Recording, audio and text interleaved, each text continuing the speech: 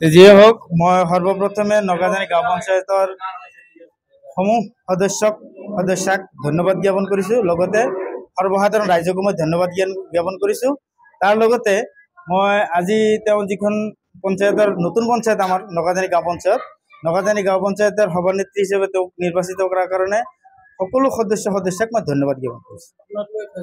বিতৰ্ক দেখা গৈছে আপোনালোক যেহেতু নিৰ্দলীয় আছিলে কিন্তু একাংশই কৈ আছে কংগ্ৰেছৰ সমৰ্থিত আপোনালোকে একাংশই কৈ আছে ইউডিএফৰ কি ক'ব এতিয়া যেই হোক এইটো এটা বিতৰ্ক হৈ আছে বুলি মই শুনা পাই আছো ছ'চিয়েল মিডিয়াত চলি আছে।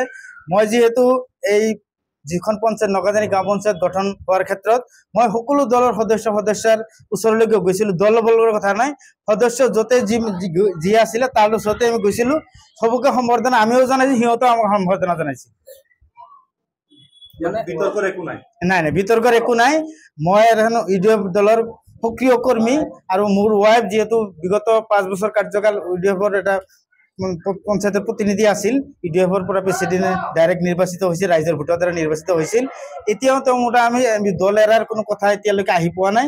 যিহেতু পঞ্চায়ত গঠনৰ ক্ষেত্ৰত আমি সকলো সদস্যৰ ওচৰলৈ যাব লাগে, সেইকাৰণে আমি সব দলৰ ওচৰলৈকে গৈছিলোঁ, দলৰ মানুহৰ ওচৰলৈ গৈছিলোঁ।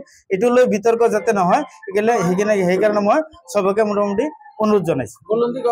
নগাজান গাঁও পঞ্চায়ত সৰ্বদলীয় বুলি ক'ব পাৰে, সৰ্বদলীয় বুলি ক'ব পাৰি। যিহেতু কংগ্ৰেছৰ মানুহে মোক সমৰ্থন কৰিছে, ইউডিএফৰ মানুহে সমৰ্থন কৰিছে।